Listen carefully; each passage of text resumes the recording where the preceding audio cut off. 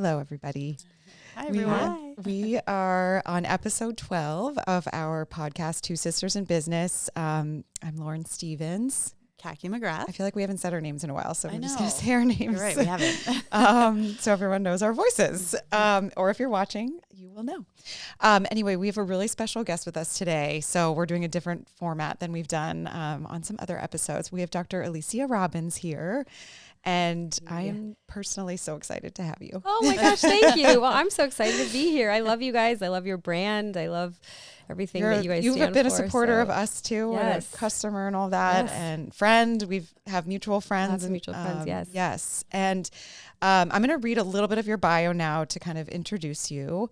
And why I'm so excited to have you here today is because of what you specialize in, which is what all ladies our age. So I'm thinking that our listeners and customers of Dudley Stevens will very much appreciate today's conversation. Good. But Dr. Robbins is a board certified OBGYN, a diplomat of the American Board of Lifestyle Medicine, and a certified menopause practitioner.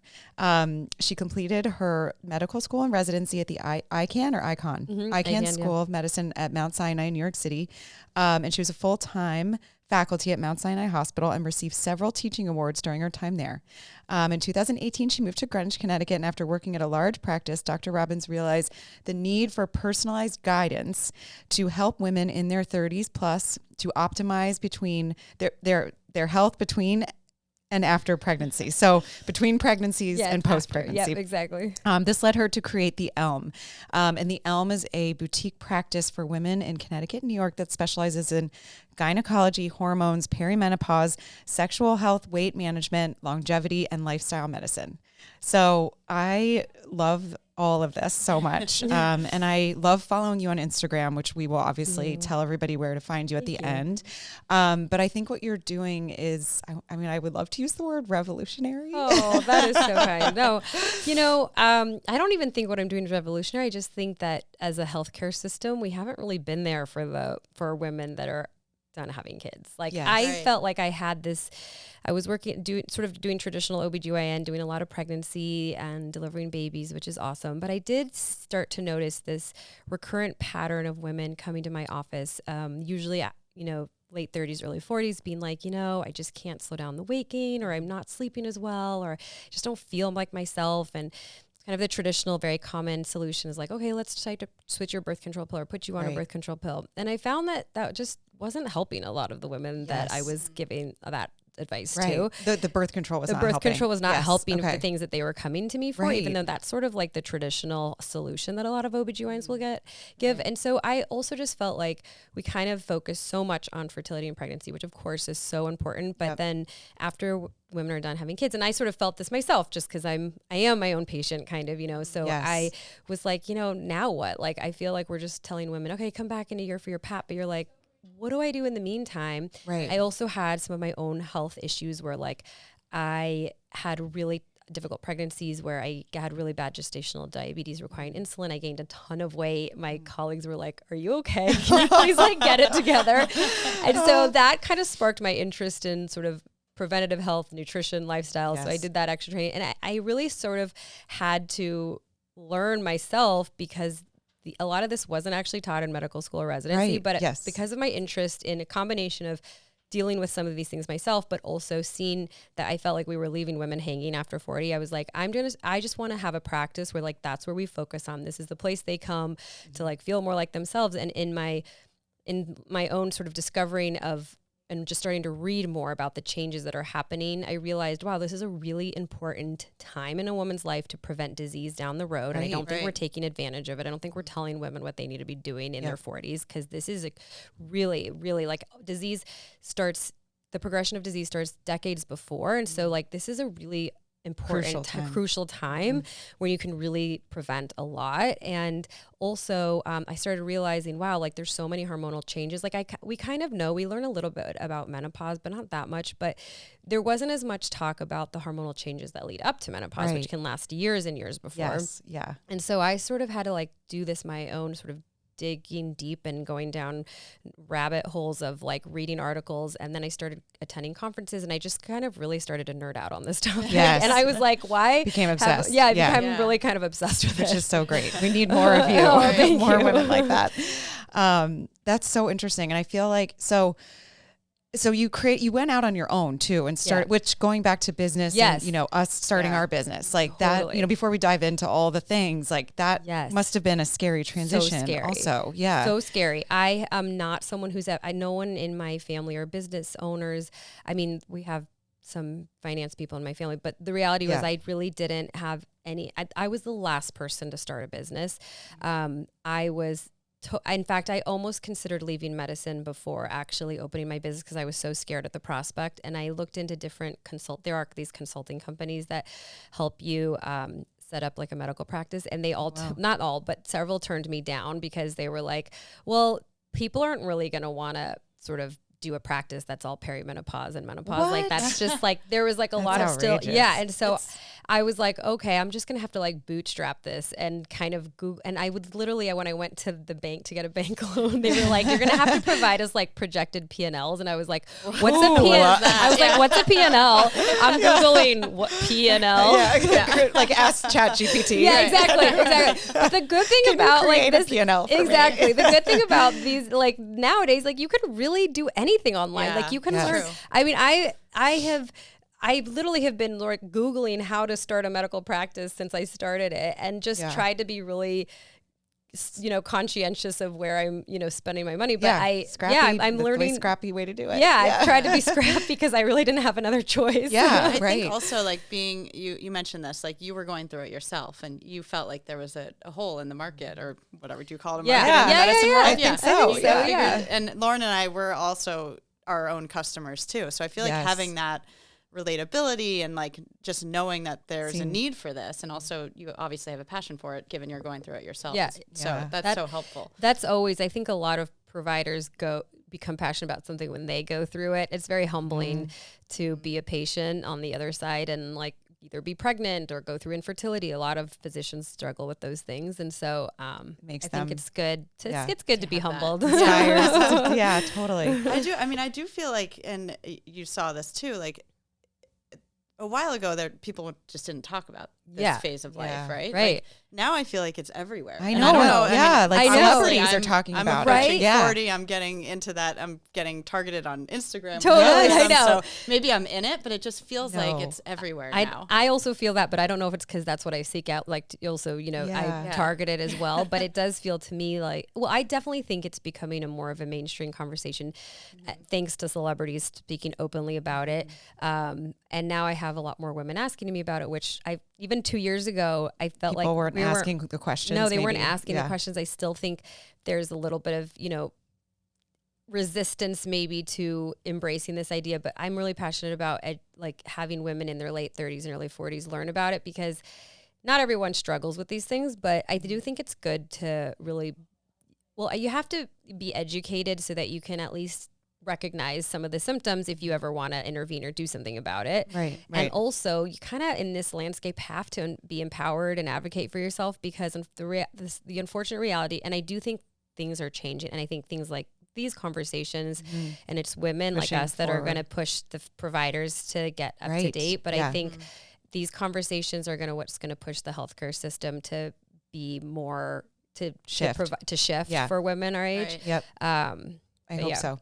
So I totally agree. And I am so happy that it's becoming more of a common thing to talk about. And like, we're all discussing now it. You don't have to like search on WebMD. We can like go to your Instagram or talk to a friend. Like there's so much more information out there. Right. Yeah. So I feel so thankful that you're here, because I feel like we have this like little private, well, it won't be private, but we have like this opportunity to ask you all these questions. And so I actually opened up to some girlfriends who I always talk to, you know, this comes up all the time in conversation, and we got some really good questions in. Some funny ones too. Cool. I can't wait. But I guess one of the top questions too, that I think comes to mind also, how do you sort through, you know, as we just said, perimenopause, menopause is becoming more common to be discussed publicly, and women are talking about their symptoms more. They're telling friends, their moms, their communities, Instagram, social media.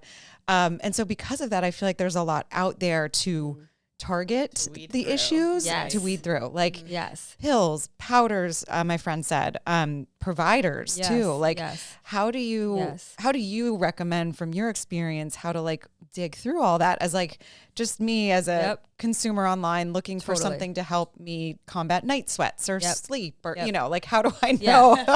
Exactly. You know, there's so much. Whenever there's this sort of vulnerable time, including other things like fertility or, you know, there's always unfortunately going to be people that are going to try to take advantage of that situation. And you're right. Like there was a recent article that talked about how that's sort of almost becoming like a gold mine where people are all trying to now get a piece of the perimenopause sort of business. And so consequently, there's tons of supplements out there that are saying like, so one red flag I would say is that, you know, and whenever a supplement tries to market itself for an entire syndrome, like it'll help your night sweats and insomnia and mood and libido and all those things, like generally that's a red flag if it's saying I like that. That's there's a good tip. like so many things it's going to help with. And honestly, in my experience, there's not a lot of supplements. I've actually been offered like a pretty substantial amount of money to promote perimenopausal supplements, but I won't do it because I don't believe they work. Oh, interesting. And so I'm not saying I'm not against supplements in general, but I do think there's certain supplements like that are helpful for sleep. Magnesium glycinate is a great one, and you can take anywhere from 200 to 600 milligrams of that. And that's a good one because you really do, if you have a good supplement, that'll make you feel a little bit more relaxed and helps your nervous system, brain, and really does help you sleep more deeply. And for most women, it can be really helpful.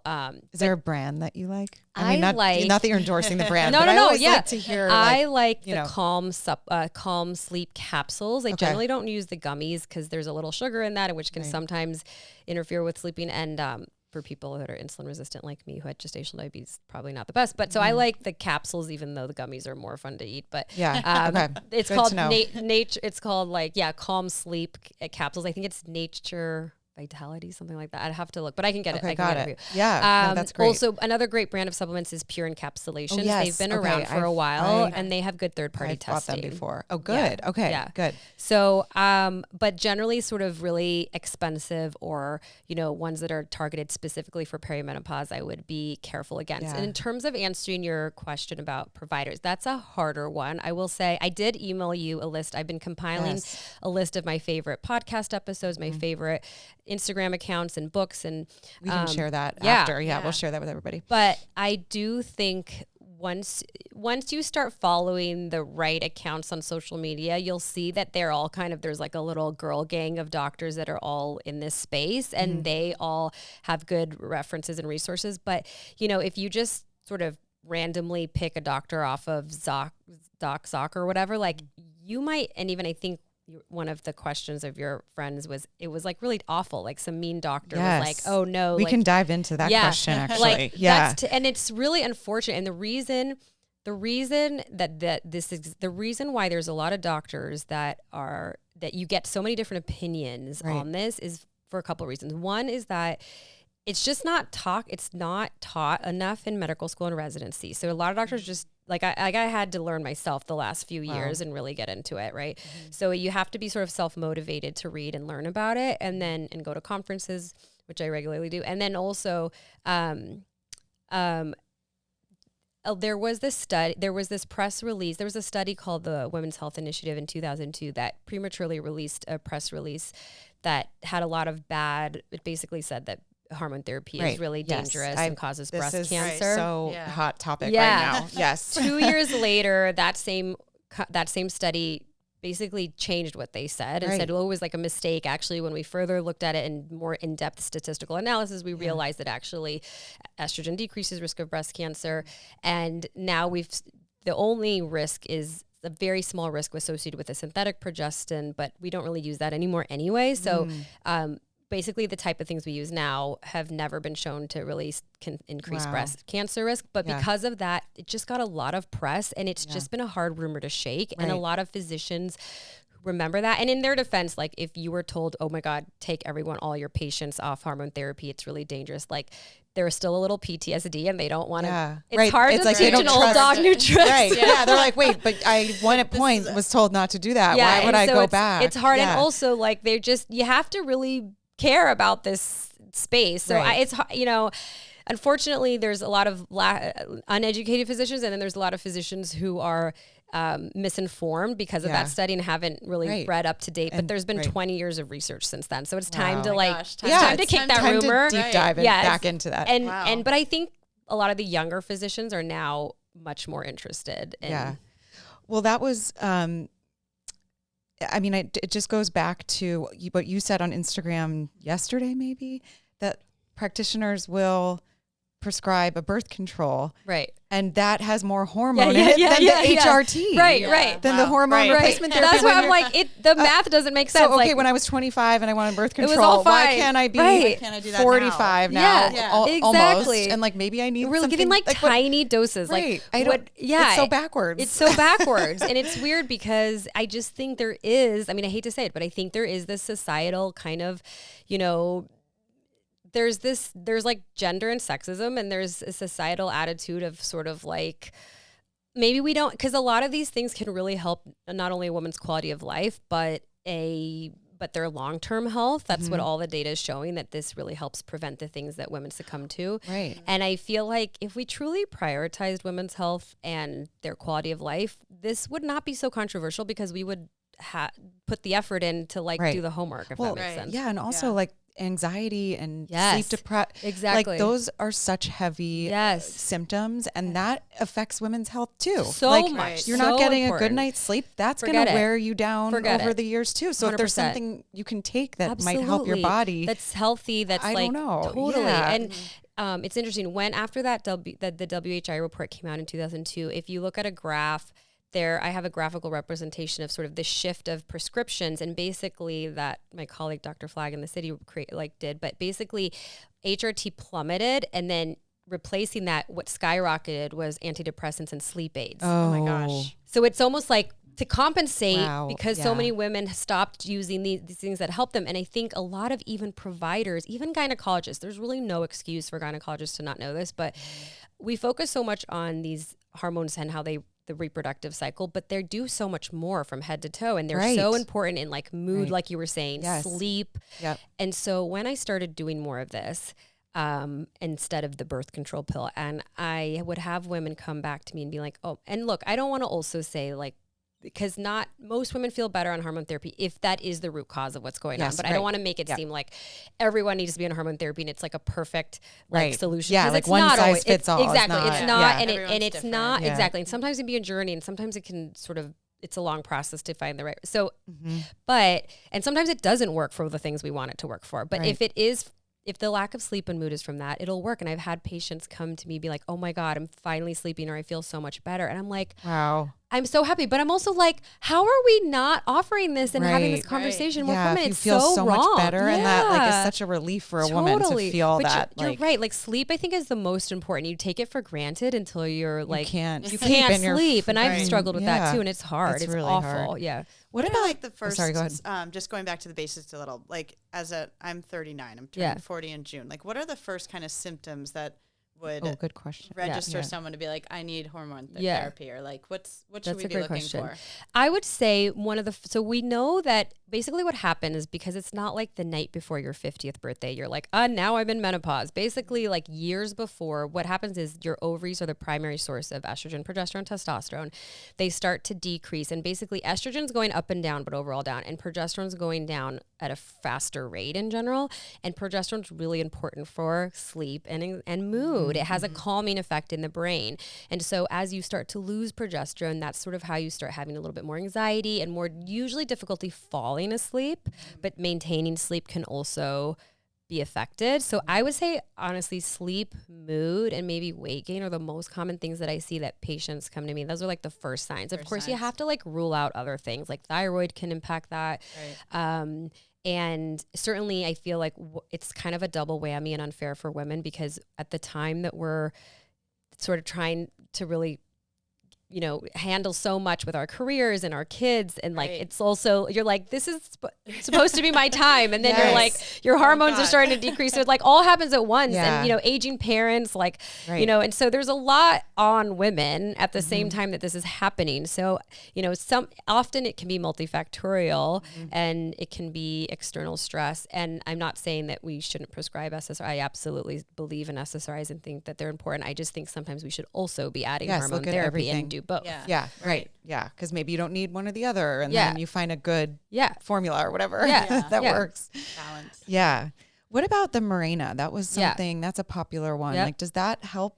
How does, I guess that's a birth control. Yeah. So like managing menopause symptoms, I guess you kind of answered it earlier where like that could be a solution. So Mirena is good, not really to help with like the sleep and mood stuff. So Mirena is a progesterone-only IUD that yes, we use for contraception, but the why it becomes helpful in perimenopause or menopause, there's a couple of reasons that don't have to do with contraception. One is that because of these hormonal fluctuations, a lot of women start having really heavy periods in their 40s and even 50s that can be very debilitating, where they're like bad, really bad, really hemorrhaging. And so we have to rule out, of course, anatomical things like fibroids and polyps. But if that's ruled out, then and it's hormonal, Mirena is really good at just reducing blood supply because it acts as the progesterone opposes the estrogen in the lining. So the Mirena is good for managing really heavy periods. And the other reason it's good is because you can use it in conjunction with hormone therapy. You can't use a birth control pill and hormone therapy. They compete with each other. Yeah. Okay. So if a woman, especially if you're having like irregular periods or whatever, the hormone therapy is not going to help regulate the periods generally. Sometimes it can, but overall I tell patients like, don't expect this to like lighten anything. Exactly. Or whatever. Yeah, it can. And if it does, great, but I want to have a plan B. And so if someone has a Mirena, I'm like, don't take it out. Keep it in there because it could be useful. Yeah. But don't expect it to help with sleep or mood because it's not systemic. It's not reaching the brain. It's just staying in the uterus. It's all local. Yes. Okay. So it's also good for people who don't do well on a birth control pill. And let's say they're not having perimenopause symptoms, but they're having really heavy periods. That's their main symptom and they don't have like any other things, then I think it's a good option. Okay, great. Okay, that's awesome. What about like natural hormone things, like natural progesterone? I don't know. Yeah. Do you like, do you ever, can you, no, is that over the counter or like? No, that is, so that's often what I do is sort of like, so I think that question was in regards to like using micronized natural progesterone, which is what we do. So as whenever I mentioned in that WHI, they were using a synthetic progesterone and synthetic progesterone has a very slight increased risk of breast cancer after about 5 years of use, but natural progesterone, which is what you already have, your ovaries are secreting it still, like you're just supplementing it to help with symptoms. And it does also some other long-term benefits. But yes, I'm a big fan. That's what I use to prescribe. So everything I prescribe with hormone therapy is what we call bioidentical, meaning like it's biochemically exactly like what your ovaries have had, what you've had your whole life. So it's not like we're introducing anything foreign. Yeah. But that's a great option. And I think, unfortunately, a lot of providers, even OBGYNs, don't even understand these differences, like in terms of synthetic versus natural, in terms of oral versus transdermal preparations. They all are, not all hormones are equal. Right. And so to just say it's all bad is not fair. Yeah. And I think sometimes it's easier to just say that than kind of to do your homework, which is not right. Which sounds like my friend, they kind of just pushed her off and they were like, I'm not going to prescribe the hormone. And that's ridiculous. It's like dangerous. Right. And but like, it's literally natural. It's like, imagine if like the equivalent would be like refill, like you're drinking. I mean, I almost consider it like a supplementation because you're supplementing something the way you would magnesium, which I like. You're supplementing your magnesium levels. Here, you're supplementing your progesterone levels. Right. It's not a foreign chemical. It's not, it's so, and I do think, honestly, the functional medicine and naturopaths have understood this a little bit better than typical OBGYNs. Yes, so you have to sometimes be careful too, because sometimes I see regimens where I'm like, that does not, like a progesterone cream is not that effective, doesn't really get absorbed. And sometimes naturopaths like to prescribe that. But honestly, sometimes they really do have a better understanding of hormone therapy than a lot of traditional MDs. Yeah, that's so interesting. Okay. Do you have patients that maybe go to both? Yeah. Like that's kind of a combo of like a naturopath and then, a doctor who can like prescribe something and have other answers for things. Yeah. I feel like that's an interesting combination. Yeah. Yeah.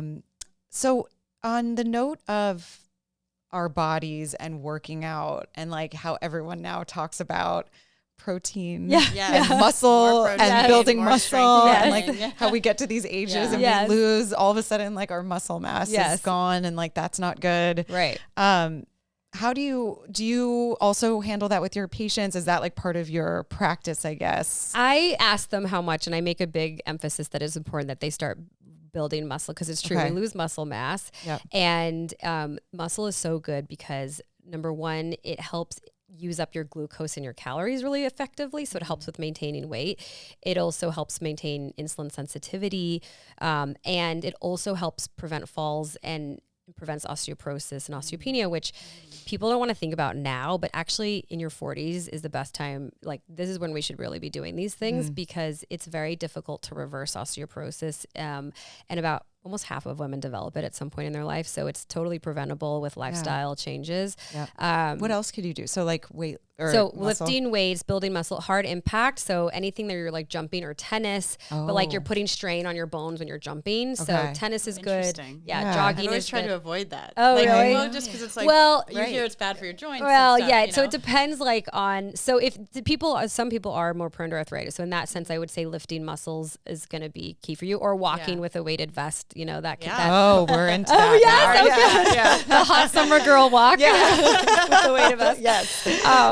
So lifting, so building muscle is really important because you're losing muscle. So you're just trying to like honestly stay sort of the same and not lose more muscle, because women live longer than men, but we live more years in poorer health. Yeah. And so the idea is to be more independent. Once you're like, you have a fall and you fracture, it's really hard to heal from that. So we want to, muscle. I think if you had to pick one, honestly, I would pick building muscle and lifting weights. And it can be intimidating for some women. So I'm like, literally anything is beneficial. Like 5-10 minutes, do it at your house, lift some weights. You just got to feel the burn, do squats throughout the day in your kitchen. Like, I mean, ideally lift, I like this slow burn where I do it once a week where I just like lift heavy weights very slowly and it's 30 minutes and I can do that. I'd like to do it more, but I just can't. But even if you don't do that, it's like no amount is too little to be beneficial. It's all helpful. So I think if I had to pick one type of exercise that's the most beneficial for women 40 and above, it would be resistance training. But I also love yoga because I think it's so important for balance and stretching and preventing injuries and stuff. Yeah. What about creatine? Yeah. I keep seeing that everywhere. Yeah. Like, it's really so funny how it was like it's like avoided at all costs, and now it's I don't get it. Did they used to say avoided? I just remember it being like a gain steroid. weight? Like, right, because a lot of athletes were using it for like that's performance. Okay. Exactly. Yeah. I thought of it So creatine is a molecule that really helps your cells utilize ATP. ATP is like the energy of your cells, and it's often used mostly in muscle, but it's also has a role in body and the bones and brain.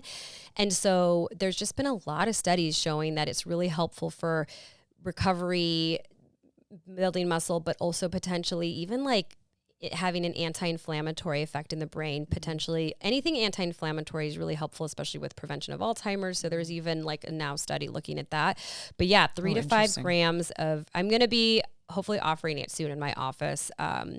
By my colleague is an OB/GYN who has a line. And so we're going to, so creatine 3 to 5 grams a day is what you need for building muscle and recovery, maybe potentially more to have enough to reach sort of your bones and brains. Right. Bones and brains.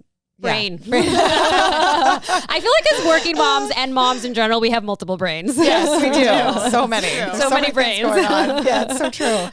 What about things like ashwagandha? Do people ask you about that? Yeah. Like I started taking that and I take it every once in a while. Do you feel like like stress? Yeah. I don't know. I like it. At certain parts of my cycle, like the second half, I like to take that then. I don't know. No, I think that's great. I think ashwagandha is great. I am not an expert in like herbal medicine, but I do believe in it. And I think you can't discount like thousands of years of Chinese medicine. Like I think I love acupuncture. Yeah. I love acupuncture. I just don't know enough, but I actually have been meaning to incorporate ashwagandha into my regimen, but I think it's great. Okay. Because I've just been taking that and I'm like, is this okay? Like I heard it on another podcast. Yeah. I think it's good. I think you have to take the appropriate doses, like with supplements.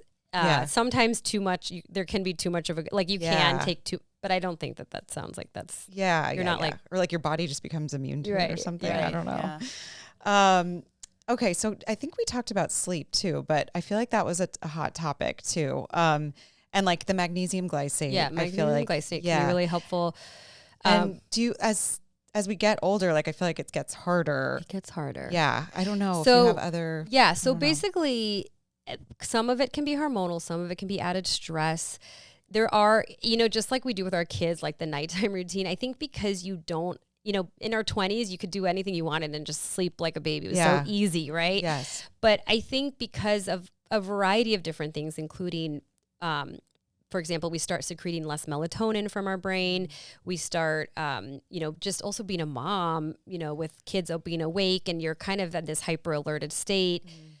Being on our phones, the blue light. So basically what I'm getting at is the nighttime routine does become more important in our 40s because we kind of have to compensate for the other stuff that's going on. Yeah. Right. So like when we're on your phone or iPads, that blue light, the reason they say it's not good to be on iPads and stuff is that the blue light, your eyes cannot tell the difference between blue light and sunlight. And so blue light gets into your eyes and sends a message to your pineal gland, which secretes melatonin, like, oh, it's time to be alert and awake. Oh man. And so, I'm really glad you're explaining this. Yeah. And so it's not just, and not only is it because it's actually telling your brain to not secrete melatonin, but usually the information we're looking at is kind of stimulating news or, or whatever. Bits of something. Yeah, exactly. It's like very stimulating information. So kind of everyone kind of knows these things, but sometimes I think it's helpful to understand why, because then you're like, oh, that makes sense.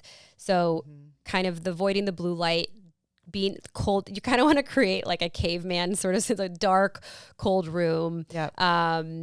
Let's see. Trying to like train your brain, cold room, not doing work in your bed, like sitting at a laptop and doing work in your bed, because your brain starts to, you want to let your brain associate your bed with like sleep. Right. Okay. Yeah. That's it. Like you don't want to do. And if you're able to sleep like in your guest room, but you can't sleep in your own bed, then it's sort of a habit thing. Like it's not actually that you have insomnia. It's more like, right. So I'll tell people like, okay, if you're having trouble, what happens if you sleep in your guest room, or can you sleep if you're like traveling or on vacation? Because then it's usually sort of like a habit you can break somehow. Yeah, right. Yeah. I love that. Yeah. I love that there's like hope. Oh, totally hope. There's totally hope. And look, I am not opposed to, because I've also struggled with sleep issues, especially as I was starting this practice, the like anxiety and it's a lot. And the business and the stress of all that. Yeah. Sometimes you can get into like a cycle where you don't sleep, and then you're like worrying the next, you get into this cycle of anxiety because you're not sleeping, and then am I going to sleep tonight? Right. And then it becomes like this snowball effect. Yep. And I'm not against over-the-counter sleep aids or even prescription sleep aids to break that cycle. Yeah. Yep. So like, I prefer if over-the-counter Unisom tends to have less of like a hangover effect than a Benadryl. But sometimes I'll just start with that just to be like, see if this helps. Just to break the cycle and just to kind of like just to force you to sleep. Yeah. And sometimes we need to do something even stronger. It's not like a great long-term solution, but I think sleep, we have to figure out sleep. Like, yes, I agree. And maybe there's different things you try, but throughout different part of the cycle. Yes, it's a mess. Like some parts, and then some parts I sleep like a baby. No, but that makes sense because usually the week before your period is when women are most vulnerable because their progesterone and estrogen are dropping. Yep. Yeah. And so so you can actually so for some women, I'll have them do. If they're really in tune with their cycle and they can really pinpoint their symptoms, like usually it's around ovulation or usually like the week before. I'm like, oh my gosh, I know. Then you can tell when Lauren is on her cycle. Yeah. So bad. Yeah. So you can really tailor sleep stuff to that, or like even hormone therapy. Sometimes we'll just do it the week before the period when we know that that's when they're mostly affected by symptoms. Right. And moods. Like, Totally. Making the room like a dark haven for sleep. I don't have an issue falling asleep. It's waking up in the middle of the night. Yes. And I find myself having like two different sleep phases where I fall asleep easily, wake up at like 2, and then I'm up from like 2 to 4, and then I have another really deep sleep after that. So usually what happens when you fall asleep, you initially have this deep sleep the first few hours, and sometimes as you transition to REM, it's like a point where you can wake up and have a hard time falling back asleep. Do you find like your brain is racing and you have a million thoughts? Yeah, I did last night. I woke up and I was like, oh my God, did I sign James, one of my kids, up for something? And then like that snowballs into something else. Sometimes it's okay. So are you working right up by the time you go to bed, and like, because it's hard, it's like you have kid stuff, you have work stuff. It's work, and then it's like getting the dinner organized. Yeah, and it always seems worse at night. Right? Like it's always like the end of the world at night. That's so true. Yes. Yeah. So part of it is training the couple. You want to try to avoid doing like work and even like sort of the to-do list right before going to bed, because you'll have that sort of in your subconscious, and then you're going to wake up and you're going to be thinking about that. Oh, so don't do that. Don't do the to-do list before. Like you're trying to train your brain. It's time to relax. It's time to relax. I know everyone says meditation, and there's so much data to support it. I actually have a hard time forcing myself to meditate. So I'm like, I can't do, I don't know why it's so hard. Same. But I will do like, when I'm having trouble sleeping, I will do a hot bath, or like I make myself this fancy magnesium glycinate tea thing that I have that like, it's like a whipped latte. I'll show you the brand, but it's like, it's like it's like a decaffeinated chai like latte thing that has magnesium glycinate and ashwagandha and stuff, I think. And it just makes me, I'm like, okay, this is my wind down time. I try to do that. I do magnesium glycinate. There are some other sleep supplements like glycine and and GABA that one can try. But also sometimes I feel like sometimes you do have to do the lifestyle stuff in addition to the supplements, because you can go crazy trying a bunch of supplements and nothing helps. 360 approach. Right. Yeah. And then we've talked about this too. Like you do so much and you're like, what's actually working? Right. Yeah. It's hard to tell. Yes. I'm going to do, I want to do sort of a whole thing on supplements, because I think it can, and it isn't, everyone needs different supplements, but there are some where it's like I don't even think that you need to really be on a women's multivitamin necessarily if you're eating a balanced diet and you're getting a good variety. But I do think there's some things that that are under discussed, which is vitamin D, magnesium glycinate, and fiber.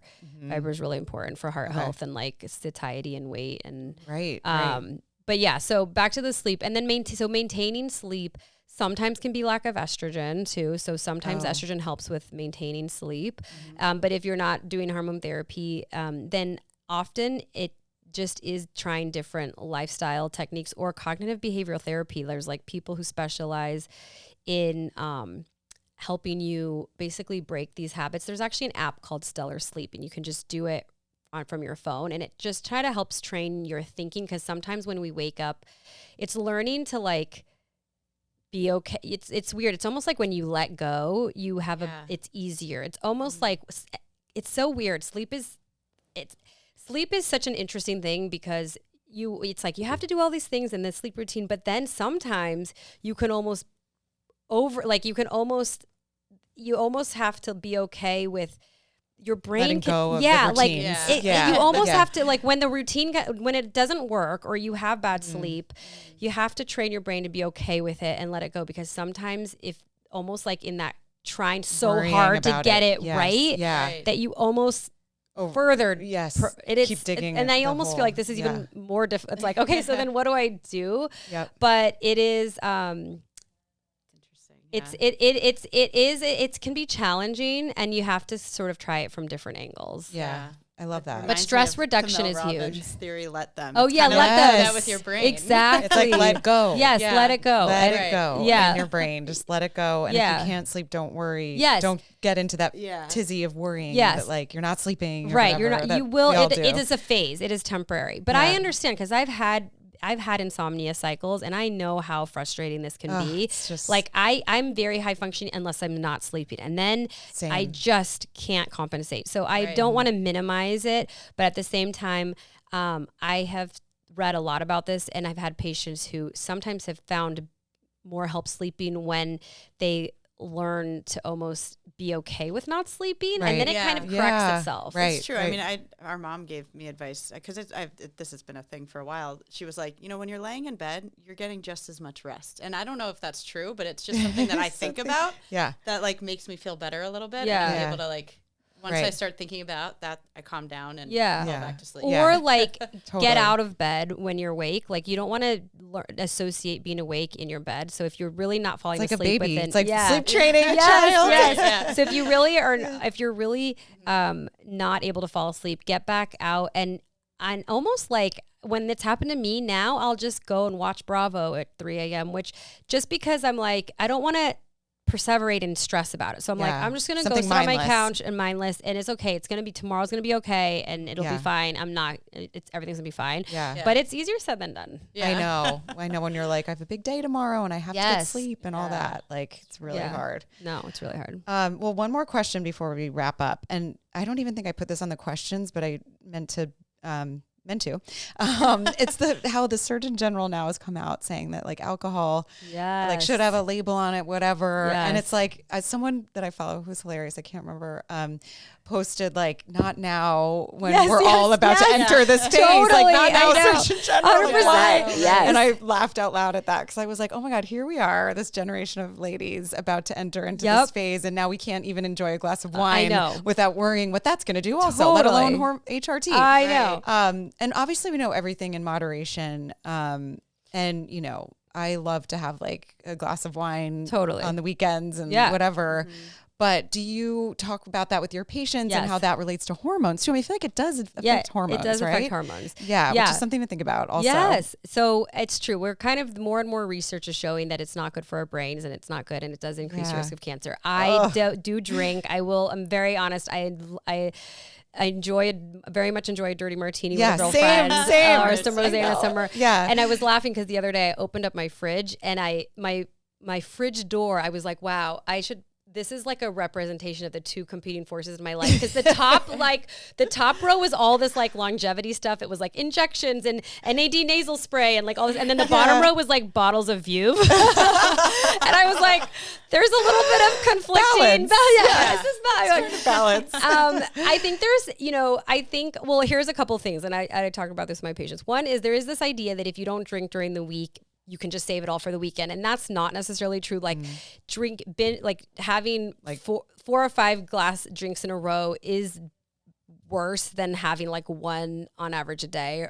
So it's like the accumulation of the metabolites in your liver. So, the idea of having like kind of spreading out the drinks also, this is the doctor's guide to, if you're going to drink, how to do it a little more, drink smarter. Drink safely, drink smarter. Right. Yes. And so it's like earlier, because it takes your liver like 4 to 5 hours to clear the metabolites. And and some of these metabolites are stimulating, which is why you can sometimes find yourself up in the middle of the night after you've had a lot of cocktails. Yep. So kind of pushing it up earlier can help. Daydream with kids. I know that's the thing that's hard with kid. And then people are different in how they metabolize different types of liquor or wine, so you just kind of have to find what doesn't affect you and you don't feel as bad. Like, listen to your body. Like I love a skinny margarita, but I've realized that for some reason tequila it wakes me up in the middle of the night more than like a glass of white wine, so I stick with that, or even a dirty martini. But again, this is totally, I'm also this is like more Dr. Robbins friendly advice. This is the friend advice. The friend who's a doctor And I'm like, people probably are like, think because I do love longevity and wellness that I don't drink, but I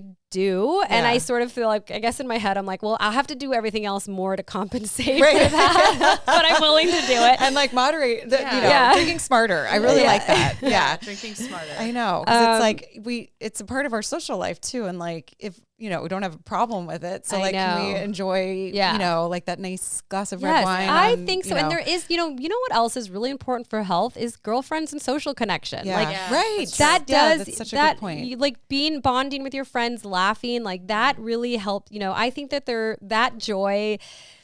There's something to be said about that. There's something to be said about that, Totally. But I think as long as you know, and as long as you know, I just think sometimes when women are like, oh, I drink like 3 glasses of wine to help me fall asleep, that's where I'd be like, okay, that's not going to be helpful. Yeah. Right. So you want to like work it off. You want to metabolize it during the day when you're walking around. So basically like a 4 o'clock cocktail with a girlfriend. Exactly. Home by 6. Exactly. And in bed 9, 10. Exactly. That's my ideal world. My husband's like, stop asking people to eat dinner at 5:30. No one wants to eat dinner at 5:30. I'm like, that's the best. I want to eat. Yeah. Now, like if we ever have a 7 or 7:30 dinner reservation, I'm like, that is too late. I know. I'm like, oh my God, this is crazy. That's now become late. Yeah. I don't know. Yeah.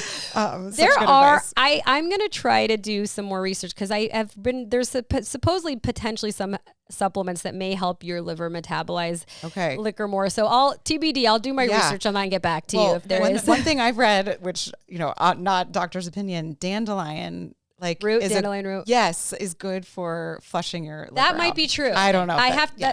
This is on my list to do. Dr. Lauren. I will. No, yeah. The tea I drink at night has dandelion and Perfect. liquor, Yeah. And that's supposed to help with that. I don't know. try to look into that because it would be good to. This is important information. This is. We ladies need to keep each other informed. That's right. And keep talking about it. That's right. Amazing. All right. Well, this has been so much fun. Oh, good. Thank you. We could talk for hours. Great. I agree. So Thank you so much. Tell everyone where they can find you too. Yes. I think that's my Instagram is Alicia Robbins MD, and that's pretty much it. I'm hopefully also going to start a podcast to kind of talk about all the things that I think that you should. So I'll push for that. Oh, perfect. We'll Thank you. Yeah. I'm happy to do any research for any of my gals. Yeah, 'cause it's just so nice how you're staying up to date with everything and like pushing the narrative forward. I think that's so important. Thanks, and we're thankful for I appreciate you that doing so all much. that. Yes, So. thank you. I'm here for you guys. Consider me as your front line. Yeah, you'll be our doctor on call for Dudley Stevens. Exactly. Amazing. All right. Well, thank you so much. It's been great. Thank you. Yeah, thanks everybody.